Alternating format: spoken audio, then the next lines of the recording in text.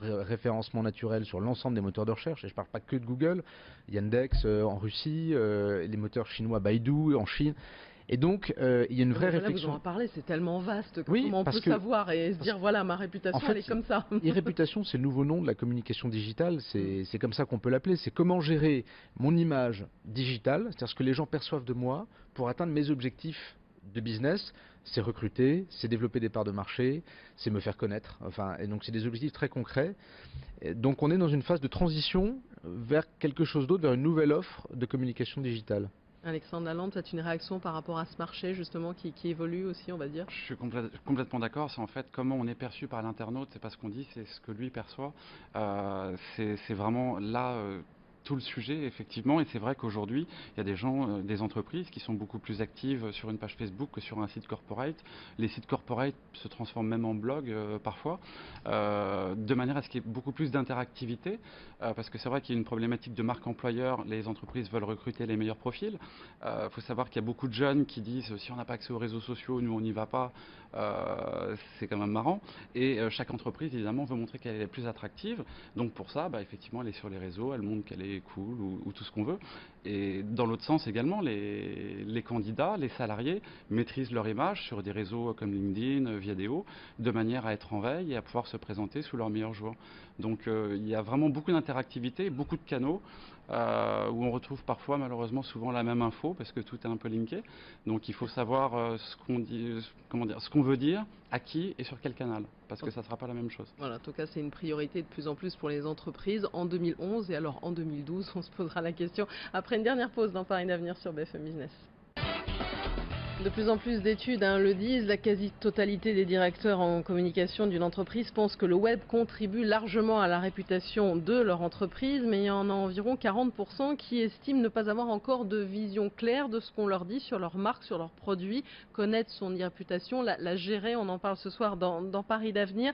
Albéric Guigou, cofondateur de Réputation Squad, est-ce qu'on peut imaginer, pourquoi pas à terme, qu'il y aura un monsieur et réputation dans chaque entreprise ?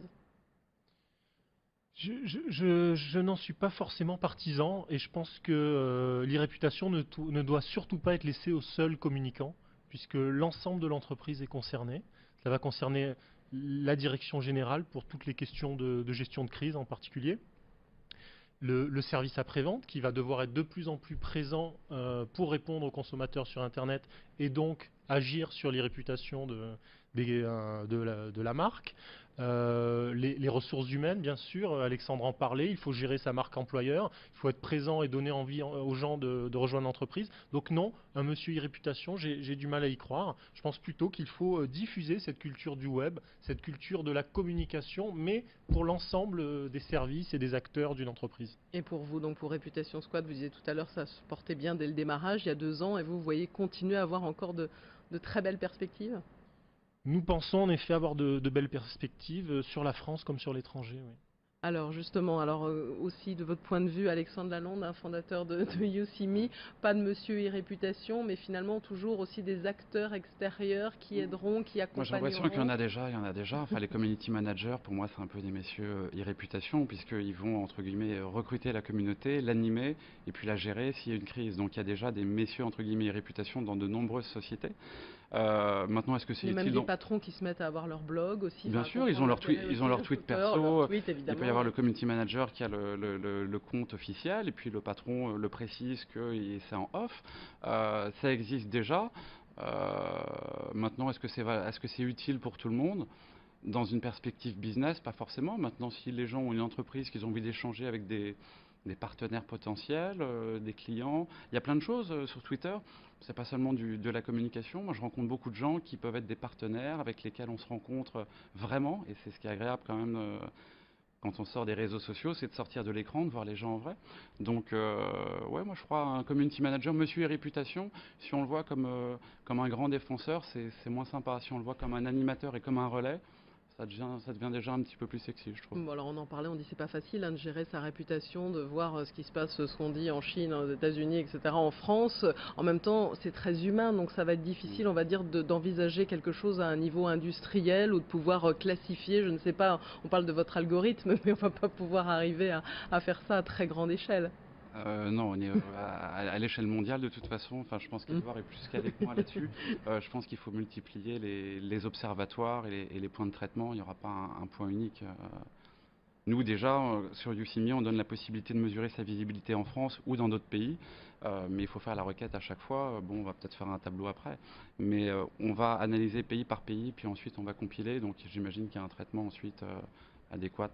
Édouard Filia, justement, directeur associé d'image et stratégie, votre réaction? Oui, non, le boulot, c'est quoi en fait, hein, qu'on regarde précisément ce dont il s'agit, c'est la veille et l'analyse d'images, donc étudier ce que disent les gens, comprendre le point de vue des clients, ce qu'on appelle l'insight consommateur, qu'est-ce que pensent les clients de la marque sur Internet, éventuellement alerter, quand départ de crise, c'est le cas Nestlé, hein.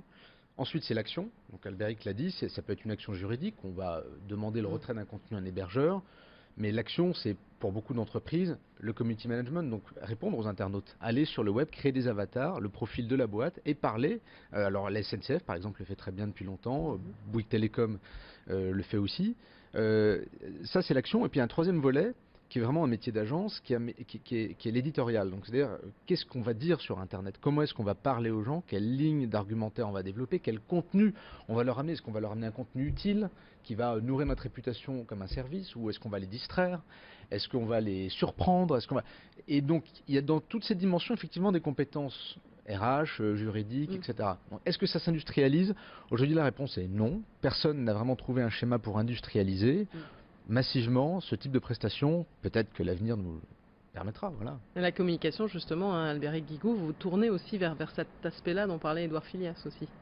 Ah oui, tout à fait. L'ensemble des leviers, comme je vous le disais au départ, ouais. nécessaires à la gestion de l'e-réputation, de l'image de la marque ou de la personnalité sur le net, nous nous efforçons de les intégrer. Et maintenant, certaines qui sont moins des métiers d'agence, comme parfois le community management, par exemple, nous essayons de le transmettre, de former et de transmettre cette mission-là au plus près de l'entreprise, si possible, que des gens qui connaissent les moindres rouages de l'entreprise, le moindre détail du produit, se mettent à répondre et à interagir eux-mêmes avec la communauté. Voilà, un gros travail de pédagogie. Et puis juste, alors une parenthèse, parce qu'on a eu beaucoup le discours de Nicolas Sarkozy aujourd'hui, la présidentielle 2012 arrive à grands pas et justement vous avez mis en place, Édouard Filias, un baromètre de réputation des présidentielles sur Internet. Comme quoi, voilà, l'e-réputation, c'est pour tout le monde.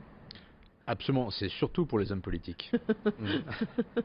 Et alors, c'est donc à partir de tout, voilà, c'est de la même façon, vous récupérez tous les grands espaces et données à droite à gauche, et à partir de là, on arrive à voir... On a voulu que ce soit un baromètre dynamique, donc on regarde en temps réel le nombre de citations des candidats sur les différents réseaux sociaux et sur Google.